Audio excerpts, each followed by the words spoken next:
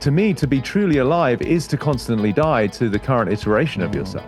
In order to access true vitality, you have to free your mind. And the only way to free your mind is to die to the limitations of your identity that were born in your childhood through whatever circumstances you had to go through. Hi, and welcome to Common Denominator, a podcast about growth, mindset, and entrepreneurship. I'm Moshe Popek, and today we chat with Peter Crone. Peter is a thought leader in human potential and performance and is known as the Mind Architect. He specializes in helping people overcome the constraints of their subconscious minds so they can ditch their limiting beliefs. Peter works with CEOs, professional athletes, entrepreneurs, and more to help shape their behavior, their health, their relationships, and their performance. If you've been enjoying the Common Denominator podcast, we'd be grateful for a like or share on YouTube, Spotify, Apple, or wherever you listen to the show. It really helps us get great guests, and we greatly appreciate it. Thank you so much, and enjoy the conversation with Peter. Hi, Peter, and welcome to Common Denominator. Marsh, thanks for having me. I'm overjoyed to be with you. So I really love your nickname, the Mind Architect. Yes. Where did that start from? Where did that come from? I think the old expression, necessity being the mother of invention, right? Like I'd been called everything under the sun, from performance coach, spiritual teacher, hitman for the ego was pretty cool for a minute. And I just realized none of them were quite sufficient. So I looked at what I did, and I wanted to find a moniker that I felt justified my services. So, the Mind Architect was self-generated. And I see that, I love this from the Financial Times. Meeting Peter Crone is like meeting Buddha, Einstein, and Austin Powers at the same time. Right? Yeah, baby, yeah. Right? Do I make you horny? I love that. Yeah. But the accent, you grew up where originally? From Southeast England. So yes, I'm British, darling. So it's easy to do Austin. There you go. Love it. Yeah, the Buddha and the Einstein I felt was perhaps a little overgenerous, but I felt it was appropriate as much as, Buddha speaks to obviously the spiritual essence of my work. And then Einstein is, I often say, I'm really a physicist. I'm just pointing out the programming of a mind, and that's based in reality, So it seemed like a pretty good capture of the different qualities that I bring. Yeah. And I'll tell you, and we've had, different guests on the show, and a lot of it we talk about mindset. I'm a tremendous believer as our greatest tool being our mind, and yeah. I know you align with that. Your expertise is in redesigning the subconscious mind. Mm-hmm. What does that mean for you? It's really about a revelatory process, right? So I'm helping bring that which is sort of unconscious to conscious, right? Like Carl Jung had a great quote. He says, until you bring the unconscious to the conscious, it will drive your life, and you'll call it fate, right? So there's the things that we know, conscious thoughts that we worry about, whatever it is, our family, our health, our wealth. And then there's what drives all of that at the deepest level. So for me, I sort of do this reverse engineering process. Someone comes to me with whatever they think their issue is, and I'm able to ascertain where is that coming from in terms of deeper subconscious constraints. So these, what I call these primal prisons that we all have just by virtue of our life growing up, whether you have a traumatic childhood or not. We establish these subconscious identities about ourselves, like the I'm not good enough, or I'm not wanted, or I'm not worthy. And then when we live inside of those, they're literally paradigms or prisons, like a world, like a space. And then once you live inside of that, you're kind of stuck. You can't get out of that. So I'm really revealing those, and then helping people investigate the validity of them. Meaning, is it true that you're not good enough? Or is that just because your brother was a better athlete, or your mum said something derogatory when you were young? And once people see it's not a truth, it opens up an entirely new world of freedom. I know it seems to me that the human being, we have limiting different types of beliefs, like deeply hardcore beliefs. You take someone, I know for me, there was someone, I grew up in a devout religious Jewish community. And and I asked a family member of mine once, I said, what we believe, is it 100% true, or is it a deeply held belief that we have. Yeah. And, to your point, he said it's 100% true, right? Right. But that slight shift in what's possible, because again, I'm not telling anybody what necessarily to believe in or not to believe in, but it happens to be there are 2 billion plus Christians, 2 billion plus Muslims, and in the end of the day, I don't think that anybody necessarily came down and said, this is what it is. But I think there are many examples of belief systems. So what is a practical way, even if it's like this deeply held belief that we have, because we always kind of go back to whatever the habits, good or bad, we go back into them. So what's a practical way how we can move away from deeply held belief systems that at least lends us to possibility?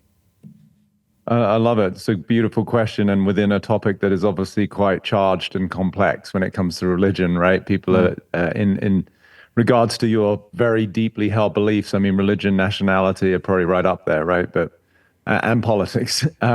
So the first thing to do is to recognize what's the genesis of life, right? Meaning, where does life begin in terms of each individual human being who enters this crazy dimension of planet Earth? So when you were born, you had no idea of your name, and you certainly had no idea of religion. But nonetheless, there you were, breathing, pooping, eating, sleeping, doing all the things that are commensurate with being a mammal and a human being. So if we look at the hierarchy of how things come into existence, you were, like I am, is sort of the root cause of for anyone's identity. That's at the basis of it. And so you knew that you existed, maybe not as a conscious thought, but certainly by the time you got to, 6, 8, 12 months, 18 months, 2 years. And still at that point, being Jewish was, I would guess, not necessarily a conversation. It wasn't something that defined you. So if you look at it that way, then you existed prior to the added moniker or the label of being Jewish. So therefore, it can't be a truth because it's not who you are. It's something that's been adorned. It's not saying it's bad. It's just not a truth, right? So that's how I help people to distinguish the difference between saying, for example, I am Christian versus I've chosen to live a life based in Christianity, right? So that's like no different than to you have a particular sports team, like, I'm a Miami Dolphin fan or whatever people choose to say, right? But that's something that they've adopted. So the you that you are that can adopt something exists before the label was created or put on top of you. What happens is people become misidentified with these labels. And certainly where I grew up, if you're on a particular soccer team or you're a fan of one soccer team and someone's on another soccer team, I mean, that's licensed to punch the shit out of someone. It's just asinine, right? Like this is something that these two human beings were oblivious to when they were kids, but now as adults, they've chosen their particular, allegiance to something, and somebody doesn't align with that. Well, that for them, it's that warrants stabbing somebody. You just start to see. And in religious wars, it's the same, right? Like the millions of people who have been murdered, killed, or certainly harmed just because of a belief. So I like to honor everybody's belief, but I also like to help them investigate the validity of it as it relates to who they are, right? That subtle distinction. It's not that you're Christian, but maybe, yes, that you have chosen a life based in Christianity. So that's the practical way. It's just through the investigation of it. Is it an actual truth that that's who you are? And that doesn't mean we have to reconcile it, but it does give some space. As you said, it creates the room for possibility, and also compassion, because then you're like, okay, well, I believe in these particular tenets, but that might then afford me the ability to allow somebody else to believe other ones, as opposed to seeing it as an opportunity for conflict. Yeah, I really love that. But I think from a practical perspective, the combination of deeply held beliefs plus the fact it seems that human beings we're social beings. We're like a kind of herd species. Yeah. And how does someone, let's say their whole friend group or family and everybody that they know is doing something, but it's not necessarily a good thing. Like everybody's jumping off the bridge. Would you do that? Right? Yeah. And that's the ultimate question. So how do you get sustainable people to do actions and their general sense of well-being and their feelings that have shifted from those old habits and beliefs? Because you have to like move from that. Yeah. Practically. No, it's a great question. And I would say that's one of the biggest challenges with anybody I work is really compliance, right? There's a term I use, which is residual self-image, right? So somebody can have this huge awareness of like, holy shit, like I've spent 30, 40 years thinking that I wasn't wanted because fill in the blank, I was adopted, or my dad was never around, or my mom said you're a mistake, or things that get thrown around in childhood for people every day. But that can be interpreted in a way that's really so deleterious to that human, right? That they live in this prison of like, holy shit, I'm not loved, I'm not wanted. And then that manifests as an adult. They don't get good relationships, or they attract a partner who's abusive, that fits with that particular framework, right? So it is hard because when it's been there, a longer particular constraint has been there, the harder it is to dissolve, right? When you work with kids, or I work with, say, young athletes, even 18 to 25, when they see a prison they've been in and recognize it's not a truth, their capacity to move beyond that is much easier than when I work with, say, a 50-year-old executive who really has for 40 plus years thought that he's worthless, right? And that's one of the reasons he became successful as a compensation, So the residual self-image, or that deep imprinted patterning of those habits, it takes consistency over time. So there's two buckets I talk about. There's the awareness of the constraint, and then the second one is the practice of the new way of living outside of it. And so it's to what degree does someone really take on the habits of practicing a new way of living? Like who would I be now that I realize I'm not worthless? Like that opens up a new dialogue, right? It's like, well, shit, I might actually talk to my boss about a potential raise, or I might actually leave this business because I've always wanted to start up my own. And I'm going to talk to my spouse. I'm going to talk to my dad or my mom, and, without judging them, say, hey, do you remember when you used to give all the accolades to my older brother?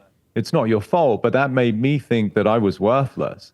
And I just want to let you know so that I voice it without, judging you, so that you can now see me in a different way. And so that's also, it's like updating software, right? When we get all these firmware updates for our devices, we do the same in our community, right? When you tell people around you that, wow, I've spent 40 years thinking that I wasn't good enough.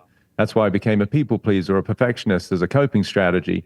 And it's exhausting. That's why my adrenals are shot, or why I don't sleep at night, or why I'm on, some sort of medication. So when you tell your tribe, the people closest to you, first of all, they're all going to relate because we've all got the same bullshit, right?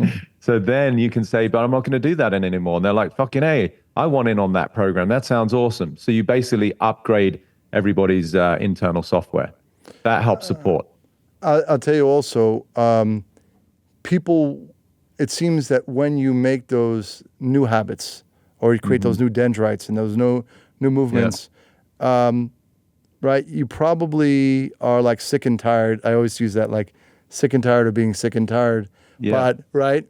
So, but the end of the day is, it might, everybody that actually wants to better their life over a long period of time, it might actually be lonely for a while, because then you got to find your new tribe, right? Amen. That's the other part. That's the other part that's hard. Yeah, and so the sort of the underlying primal driver, the motivator of that whole dynamic that you just discussed, of both the person who's going to jump off the bridge just because everybody is, or the challenge of separating yourself from the people that you've been associated with, is the primal need to belong, right? As you said, social animals, one of the things that we need is, because if you're separate, then you don't survive, right? This is deep in our DNA. Like if you're out in the jungle, you're not part of the herd, then there's bigger predators than us that are going to win, right? But if we stay together, so that's, even when I work with athletes, that's one of the things I have to help them actually overcome, is the drive to belong. Because oftentimes if I'm working with an individual, you can't win if you belong, right? You got to stand out. So in business, my athletes, whatever. So yes, that is one of the biggest challenges, is that one, you may have, through the imperative of survival, being part of a group that's not healthy for you.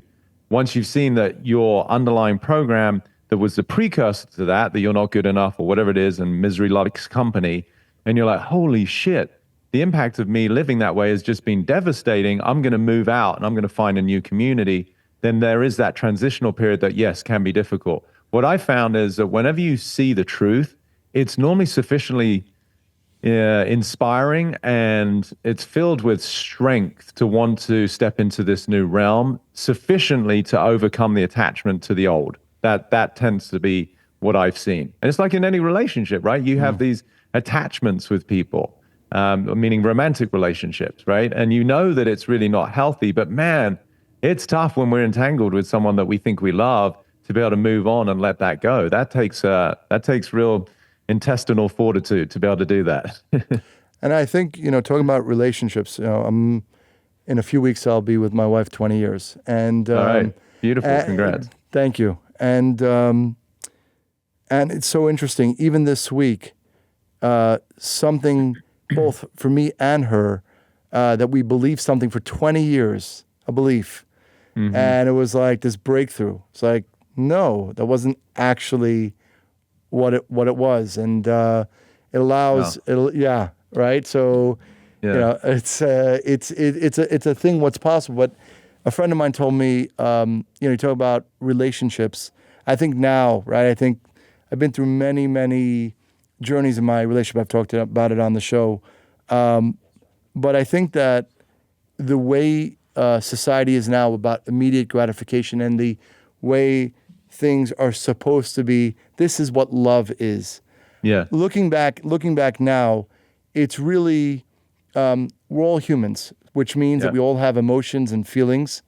Mm-hmm. And there could be highs, there could be deep lows, and everything in between. So if you're going to be the rock for the other person over time, that's what I see now after all this time as the definition of love, right? When someone's having a hard time, are you going to skip out of something that you've seen time and time again? But I know you work with people on their relationships, but what do you see the core to long-term relationships that are really sustainable and deep? Wow. Well, first of all, I'm excited for you and your wife with whatever the belief is that you just transcended, because that does open up a new relationship, right? So I would say that is one of the primary indicators of a good relationship, is this consistent growth, right? People will talk about, well, I've been with the same person for 20 years. I'm like, that's literally impossible, right? So maybe they have the same name and they kind of look similar, but let's face it, people change, they age with weight, the loss of weight, the wrinkles, the hair, So even the notion that I've been with the same person is a misnomer, right? And it's beautiful to be able to see that, because it's like you literally, for you, 20 years, I mean, you've had God knows how many iterations of this woman that you love. So when you can look at it through that lens, it's like, no, I'm always getting a new partner, a new girlfriend, a new wife or husband, by virtue of the fact that we are in a committed relationship of growth. So the commitment is not necessarily to the person, but to the best iteration of myself and supporting them in the same venture. And if we both do that, then boy, do we have a good chance of doing it together. It's when people get stagnant in their own, these constraints that we've been talking about, their subconscious beliefs of inadequacy, then it becomes trauma bonding, right? That person fulfills on some inadequacy you have about yourself so you can be right. And usually that gets mirrored the other way. That's where there's this sort of dysfunctional relationship where we're actually more committed to our limitations than to our expansion. So I'd say a true long-lasting relationship is one that I am really committed to my own brilliance in terms of my divine nature that I want to keep accessing by dissolving these limitations that we all have. And as a stand, I'm committed to helping you in whatever way I can as my partner to do the same. I really love that. And that, right? So I always think in the space of no judgment, right? Yeah. Right. If you want not to be judged, especially by a partner, and be open, then be open. So many of the disagreements that we had. Looking back now, there was no reason to have them. Actually, right. I mean, means of tools of growth, I guess, in the end. But I want to go back because this was something that struck a chord. I know at 7 you lost your mom, and at 17 you lost your dad. Yeah. Because a lot of different people on the show have a catalyst of their why, and what they do. I guess, would you say that that began your reason for seeking more helping people, doing what you do.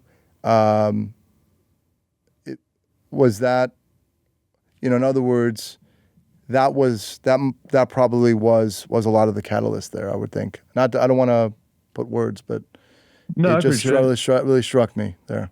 Yeah, for sure. And I don't think you're inaccurate. I think it's a major component. I don't think it's all of it, but it is for sure a large contributing factor to my caring, my commitment to make a difference, to want to help people, because I think through my own suffering, and especially given the particular circumstances of my life, right? Like that I'm an orphan child, right? So it's not like I had siblings or anything else. It was more like I'm literally alone. And what that helped me see is that the very structure of the identity and the ego is a separate entity, right? So it's almost like I had the visceral experience of being alone, but people can be in a marriage, they could have kids, they could have their parents still alive, they could be surrounded by family, but they still feel alone, right? Which I hear from a lot of people, like being married like you, 15, 20, 30 years, but they don't necessarily have what they would call a good relationship with their partner. They don't listen, they sleep in separate bedrooms, whatever. So I think that's what allowed me, through my own deep, deep feeling of isolation, to find immense amount of compassion for the fact that the very structure of the ego is isolation, right? So we can be surrounded by people, but we actually feel separate. And feeling separate is, to me, commensurate with suffering, because we're living in the illusion of I don't belong to life, to consciousness, to God, to the absolute, whatever word you want to ascribe to it. So that is that feeling of devastation. It's solitary confinement. So yes, I think it lended a lot of my capacity to both understand the nature of the human ego, but also have an immense amount of compassion for anybody who feels isolated. I think that's the root cause of nearly all of the addictive problems we have, the suicidal ideation problems we have, self-abuse. Any of that is because you're not part of a gang, you're not part of a group. There's no sense of belonging and community. So yeah, they definitely contributed a lot. That's for sure. And you talk again. I wanted to go back to this for a second. The sense of belonging is so deep in our DNA. That's why I just thought about this.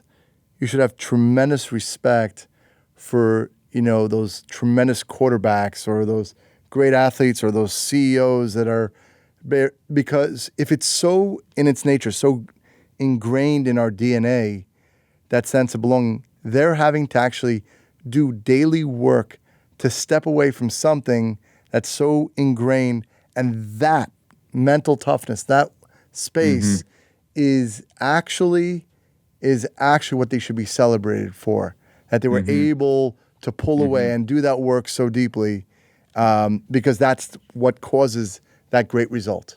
Yeah. They were able to project over that. Yeah, you're basically, if you really get it, you're fighting inherent, innate instinct. Right? That's no small feat. What I like to do with my athletes, though, is slightly reframe it, right? Which is, okay, it's harder, for example, working with golfers or tennis players or individual sports, right? That's where, to me, it really is a necessity, right? Because you're not going to be standing on a podium or the Olympics. Like, I worked with a couple of Olympians. It's like there's not 10 people on the gold, stadium or on the podium, right?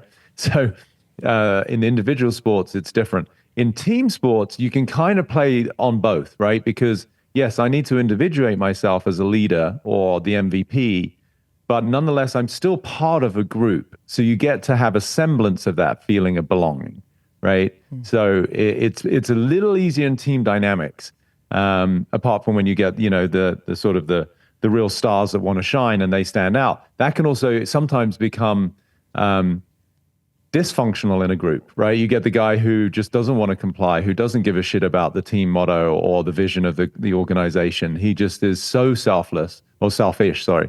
And so that becomes the rotten apple, who can be, the demise of a team too. So it's very subtle. This is why obviously I love what I get to do, because as you said, the mind is the most powerful piece of equipment we have. And it, as Milton said, he said, the mind is a place within itself, and it can make heaven of hell or hell of heaven.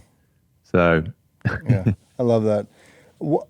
I think a lot of people that I've spoken to, we have all different types of fears.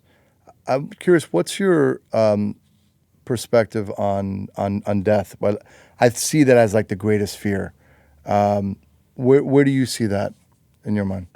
I think it is, until you understand it. I actually love death, right? Because there's you have to look at, well, from what perspective are you looking at death?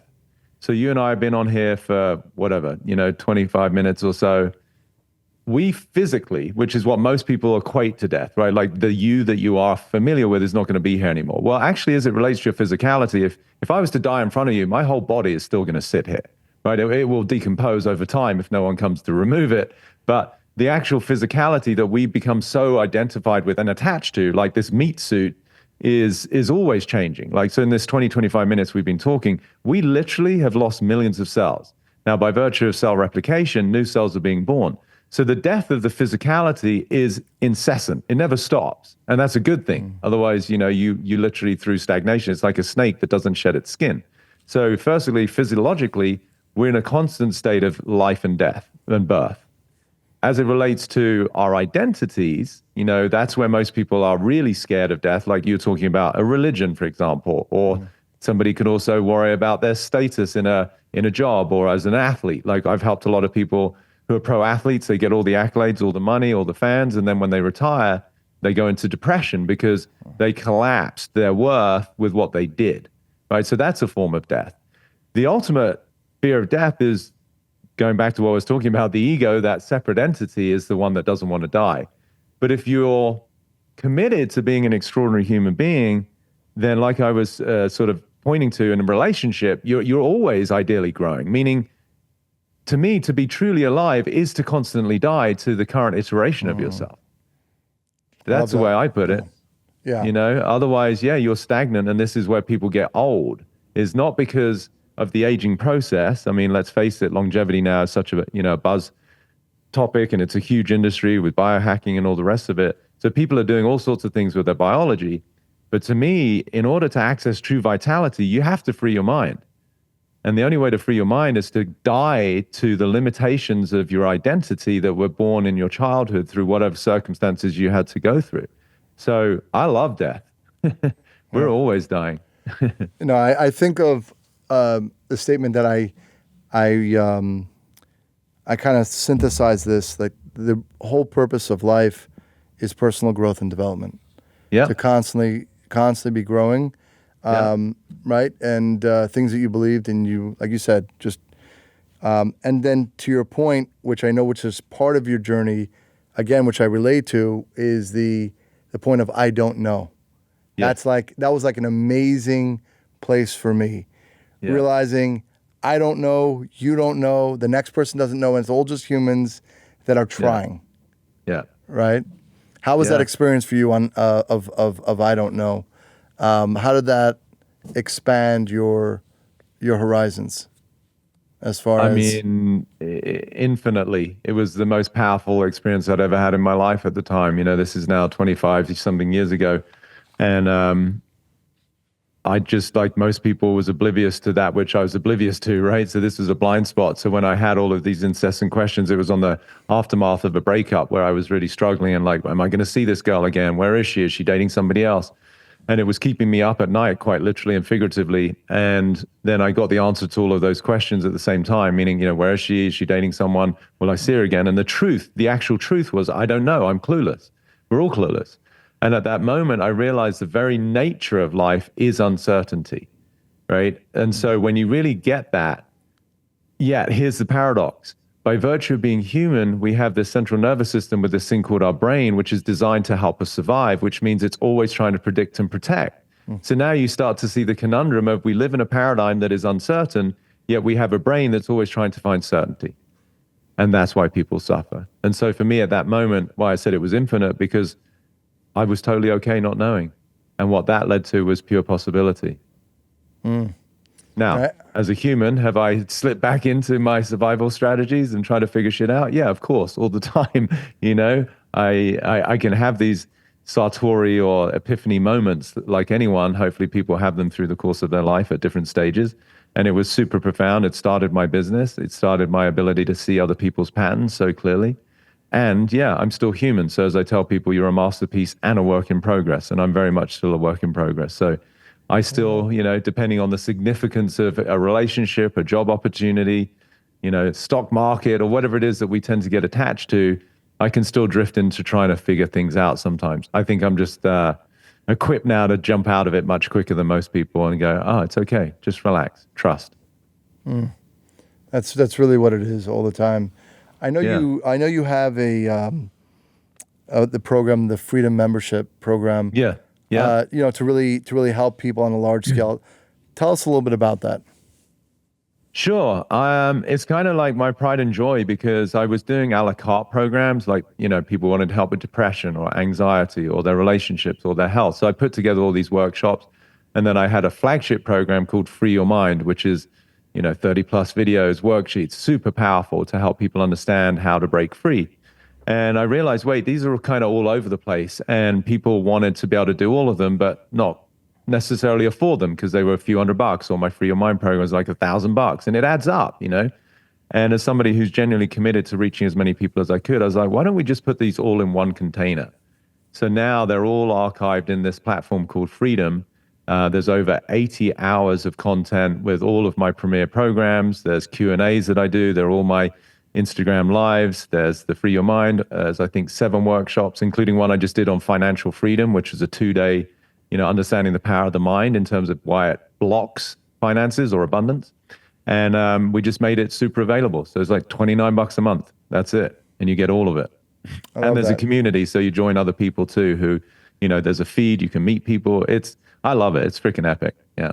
Yeah. If you want to be around, again, that social need, right? If you want to be around like-minded people that want to grow and want to make a difference, then for sure, join. So I definitely appreciate that. Peter, what's something that you're top of your mind that you're grateful for today? I think, continuing on the freedom theme, one, the fact that I found freedom, that's why I called it freedom, right? As I would assert, similar to what you were saying, that we're here to grow and to expand and that self-development. To me, what I assert is that we're here to break free from the shackles with which we arrived, right? Like everybody wants to find ultimately peace of mind. The opposite being how most people live their life, which is stressed and then diseased, right? So I think I am so grateful for the fact for whatever reasons, the arc of my life is that I was able to discover freedom. And then the gratitude just got sort of exponentially bigger by the fact that now I can help other people find freedom for themselves. So I'm super grateful for the people that find me. I am humbled by the number of people that stop me on the streets even and say, you have no idea, you changed my life. We've got people who have literally said, you saved my life. That's hard to put in words to how much that actually touches me, that I'm reaching people like that. Yeah. I mean, the more people that can do that, the more great things can happen in this world. So I definitely appreciate that. What would you say is a common denominator? Again, shout out to the show, but for someone that's spiritually evolved. I would say kindness. Yeah. If I'm answering your question correctly, meaning when people have done the work, which we could equate to love, or respect. But I'd say, when you have gone through your own hell, when you've transcended the limitations of your own suffering, that's no easy feat. And I think it breeds a lot of humility. And then as a result, you recognize that everyone is carrying their own cross, right? Everyone is bearing their own stress and suffering. And so be kind, So with the people that I get to work with, the community we've created, and it's one of the nicest things I hear, particularly from the women in the community of freedom. They say, this is hands down the safest place I've ever found on the planet because there is no judgment. Yeah. I mean, I think that's, when we sum up all interaction is that watch, right? If I think of like super takeaway, like you just said, if you don't want to be judged, don't judge other people. Yeah. Right. Really, really, really don't do that. This has really been special for me, and I really appreciate it, Peter. How can people find you on social? How can maybe they get your program and reach out? Yeah. Well, thank you. It's equally been a joy to be with you, my friend. I'm glad that we had this conversation. It's really means a lot. It's very simple to find me. Just Instagram is @PeterCrone. So everything is just my name. My website is petercrone.com. Obviously, we mentioned freedom. That's the easiest way to access, as I said, 80 hours of my programming. That's actually worth about $6,000-$7,000 for $29 a month. And then if people want to go deeper, I do a 3-month mastermind where we meet every 2 weeks, which is sort of basically teaching the tricks of my work and where I coach people. And there'll be one coming up, depending on when this comes out, probably in beginning of February next year. But that's one of my pride and joys too, because that's equally another amazing container with beautiful people who want to go deeper into understanding how to free their own mind. Thank you so much, Peter. Really appreciate it. Thank you. Thank you much. Have a beautiful rest of your day. You too. Hope you enjoyed my conversation with Peter. Next week, we chat with Todd Nipola. Todd is the president and founder of Current Capital Group and a seasoned real estate veteran with over 25 years of experience as an investor, manager, and developer. He'll share expert strategies on the management and ownership of retail and industrial properties and offer valuable insight to help you get started in the real estate industry. If you're watching on Facebook or YouTube, we'd be grateful for a like, share, and subscribe. If you're listening on Apple or Spotify, feel free to leave a rating and review. Have a great day, and I'll talk to you again soon.